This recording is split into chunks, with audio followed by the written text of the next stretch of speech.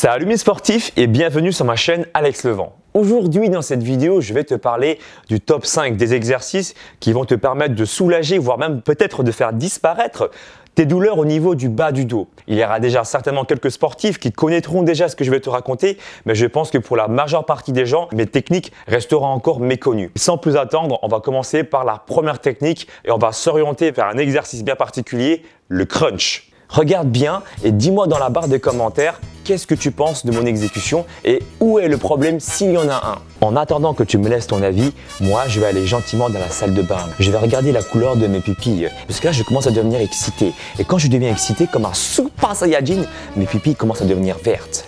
Bon, revenons à la vidéo pour pas devenir con. Regarde bien la position de mes genoux. Regarde bien. Ah, t'as compris? Non, pas trop? Ben c'est normal, parce que l'erreur elle est méconnue et du coup, on découle la technique méconnue, la première technique. En fait, quand tu es dans cette position-là, tu es en légère rétroversion du bassin. Pour que tu puisses bien comprendre tout ça, la antéversion, rétroversion, je vais te faire une démonstration très simple. Suis-moi.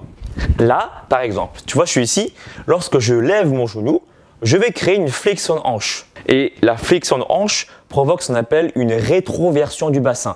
Ça veut dire que ton bassin va aller en arrière. Ouais, tu vas me dire, mais t'es gentil Alex, mais je vois pas trop ton bassin aller en arrière là. Et bien pour ça, il faut acquérir une technique. Il faut d'abord repérer où se trouvent tes crêtes iliaques avec tes pouces. Tu verras, regarde, c'est super simple. En fait, c'est un os qui est vachement palpable, qui se trouve à ce niveau-là et que tu pourras retrouver bien sûr de l'autre côté aussi, sauf si tu es un alien. Donc, tu es ici et avec ça, tu poses en fait ton index vers le bas. Et là, tu vois qu'en fait, ça fait comme un espèce de pistolet là, tu vois. Bon bref, revenons à nos moutons, arrêtons de dire des conneries. Lorsque je fais en fait une flexion de hanche, lorsque je lève mon genou, tu vois bien que mon pouce, tu vois naturellement, regarde, je te montre comme ça, il va aller vers l'arrière. Quand on parle de rétroversion ou d'antéversion du bassin, on va se référer par rapport au mouvement du pouce. Le pouce va vers l'arrière, c'est une rétroversion du bassin. Le pouce à l'inverse, lorsque j'ai fait une extension de hanche, comme ça, le pouce il va vers l'avant. Tu vois bien là, je fais une extension de hanche. Donc je te résume, devant le pouce, antéversion du bassin, derrière le pouce, rétroversion du bassin. Et pour revenir à l'exemple de tout à l'heure, quand je faisais des crunchs, qu'est-ce qui n'allait pas? Mes deux genoux étaient posés au sol, fléchis. Et bien c'est ça le problème. Lorsque je fléchis mes deux genoux, que je sois en position verticale ou horizontale, tu vois bien que j'ai créé une flexion de hanche là, même allongée, tu vois. Donc ça veut dire que mon bassin, il est constamment en légère rétroversion du bassin pendant tous les exercices de crunch.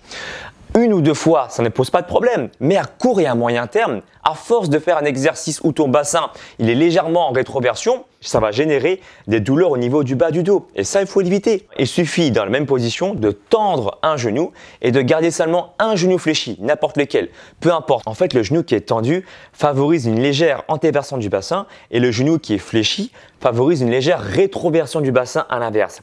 Et si tu veux, si on fait une moyenne de deux, ton bassin il est équilibré, il est neutre. Voilà la solution. La deuxième erreur méconnue, ce sont les gens qui ne rentrent pas leur ventre lorsqu'ils font l'exercice du crunch. C'est-à-dire faire l'effort de rentrer ton nombril en direction, entre guillemets, c'est une image, de la colonne vertébrale pour aplatir ton ventre lorsqu'on fait l'exercice de crunch. Lorsque tu rentres ton ventre, tu vas engager un muscle expiratoire qui est le transverse.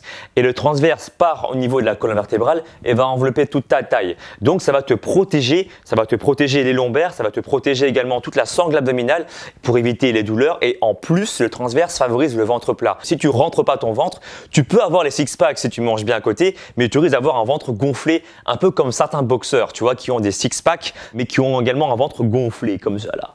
Pas très esthétique, quoi. Et la deuxième raison qui est plus grave et plus intéressante, certains médecins disent qu'il y a des bons exercices d'abdominaux et des mauvais exercices d'abdominaux. Les bons sont appelés les exercices hypopressifs, c'est-à-dire qu'ils ne génèrent pas de tension directe sur la sangle abdominale, mais de manière indirecte, comme le gainage par exemple. Et il y a d'autres exercices qui sont dits hyperpressifs, qui sont considérés comme certains médecins comme étant mauvais parce qu'en fait ils génèrent une tension trop importante au niveau de la sangle abdominale. Tu favorises en fait la descente d'organes si ton périnée n'est pas bien solide. Et la descente des organes peut générer des douleurs au niveau des lombaires. Et c'est ça qui nous intéresse. Ça, peu de gens le savent. Maintenant, moi, je pense qu'il faut être un peu plus souple d'esprit. Si tu as déjà une bonne tonicité abdominale et le périnée qui marche très très bien, à ce moment-là, les risques de descente d'organes, c'est minimisé. Maintenant, il faut vérifier ça. Est-ce que tu as les deux conditions qui sont justement validées? Et pour ça, il faut faire un petit test très facile. Tu t'allonges sur le dos et lorsque tu tousses, si ton ventre il a tendance à sortir et à ne pas rentrer, à ce moment-là, ça voudrait dire que tu n'as pas forcément une bonne sangle abdominale et qu'il faudrait peut-être à ce moment-là commencer par des exercices qui sont hypopressifs comme du gainage et par la suite, si tu veux faire des crunchs, d'abord t'assurer d'avoir une bonne sangle abdominale avant d'attaquer les exercices de crunch. La troisième technique méconnue, c'est quand tu prends une barre et que tu te laisses justement suspendre comme ça. Et avec la gravité, ça va te relâcher les vertèbres. Tu vas me dire, mais Alex, tu te fous de ma gueule là, tout le monde fait ça déjà. Oui, mais il y a une variante qui va vraiment changer toute la douane. Ça se dit changer toute la douane, moi? La donne. Toute la donne, tu vas voir. Quand tu es suspendu sur une barre comme ça, tu vois, tu inspires lentement et tu souffles lentement pour relâcher tous les vertèbres. Et si tu as du mal à ressentir vraiment une décontraction totale, c'est normal parce que ton bassin n'est pas en position neutre, il est légèrement en antéversion. Ça veut dire que, tu vois, le bas du dos, il est légèrement cambré, un peu plus que dans la position naturelle. Ce qui veut dire que tu ne peux pas te relâcher à plein potentiel et pour ça, il faudrait garder une position du bassin qui soit un peu plus neutre, donc avoir une légère rétroversion du bassin.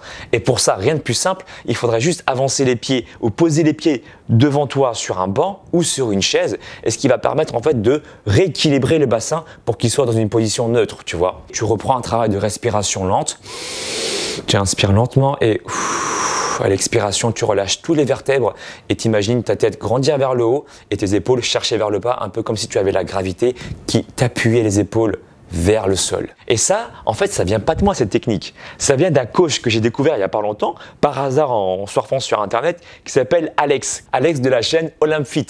Et vraiment, il est très très bon. C'est un préparateur physique. Je te conseille vivement de t'abonner à sa chaîne et de regarder ses vidéos qui se trouvent ici. Moi, j'ai un truc avec les Alex. Alex Malier aussi de la chaîne MovioFit qui était un excellent coach. Alex Wagner qui est un excellent coach en séduction. Mais quand il te parle, tu l'écoutes mais jusqu'au bout, quoi.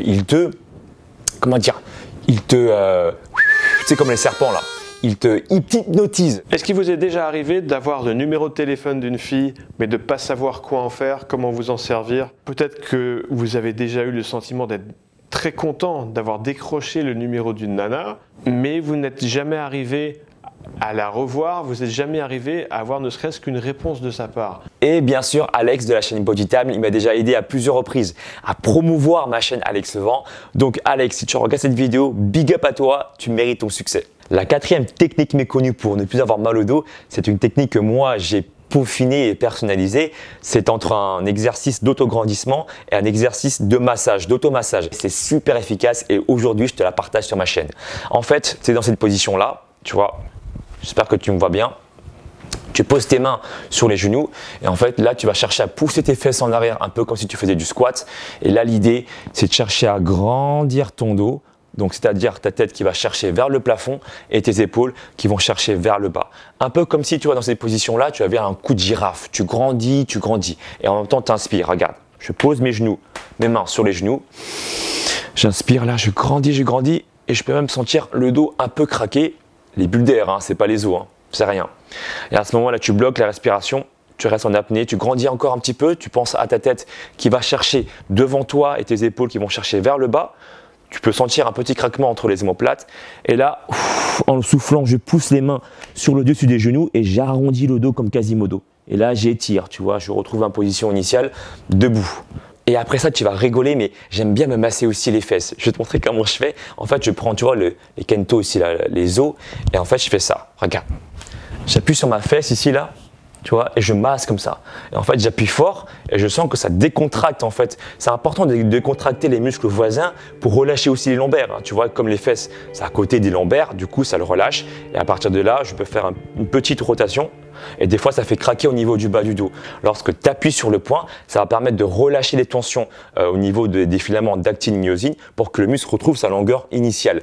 Mais bon, on en fera vraiment une vidéo complète dessus sur les massages si ça t'intéresse. D'ailleurs, dis-moi dans la barre des commentaires si tu veux que je t'explique un peu plus en détail comment ça fonctionne, le relâchement des muscles, parce que j'ai aussi passé une certification sur les massages et je pourrais volontiers t'expliquer tout ça. La 5e technique méconnue, c'est d'utiliser l'huile de colza. Quoi? Tout le monde la connaît, cette huile de colza? Mais est-ce que tout le monde se masse avec aussi ou pas? Eh non, c'est ça la technique méconnue. Tu peux aussi te masser avec l'huile de colza puisqu'elle est anti-inflammatoire et tu peux l'utiliser comme un anti-inflammatoire local pour le bas du dos par exemple. Et ce qui est génial aussi, c'est que tu peux compléter l'action de l'huile de colza avec l'huile de gotheri qui est également une plante anti-inflammatoire. Donc 2 produits anti-inflammatoires tout à fait naturels pour soulager les douleurs au niveau du bas du dos parce que tu sais très bien que les anti-inflammatoires un peu que tu trouves dans la pharmacie sont certainement efficaces, mais génèrent également des petits problèmes de santé par la suite au niveau des organes. Donc avec ces plantes-là, tu t'assures d'avoir une santé de fer et en même temps d'avoir un anti-inflammatoire puissant et efficace qui soit localisé sur ta douleur, notamment au niveau du bas du dos. Pour le côté pratique, moi je te conseille de prendre un petit flacon, de verser dedans de l'huile de colza avec une vingtaine voire une trentaine de gouttes d'huile de gotheri. Tu mélanges le tout et tu peux emporter ce petit flacon n'importe où. Et après ta séance de sport, surtout après les efforts intenses comme les squats, les tractions, les tirages ou même du rugby ou ce que tu veux, n'importe quel sport, eh ben tu t'automasses la partie du bas du dos avec ça après l'effort physique et ça va vraiment soulager les douleurs. J'espère que tu as appris quelque chose dans cette vidéo. Si c'est le cas, lâche un gros like et n'oublie pas également que je propose des programmes sportifs et alimentaires pour tous ceux qui veulent aller un peu plus loin. Pour ça, tu vas sur mon site alexlevent.com et tu auras là-dessus toutes les conditions pour avoir accès à mon programme. N'oublie pas non plus, si tu m'aimes bien, de me soutenir sur les réseaux sociaux, Facebook, Instagram, Snapchat, Twitter et moi je te dis à très bientôt. Ciao, ciao. Encore une fois, pour le grand public, c'est pas quelque chose qui est très connu. Regarde, je te montre.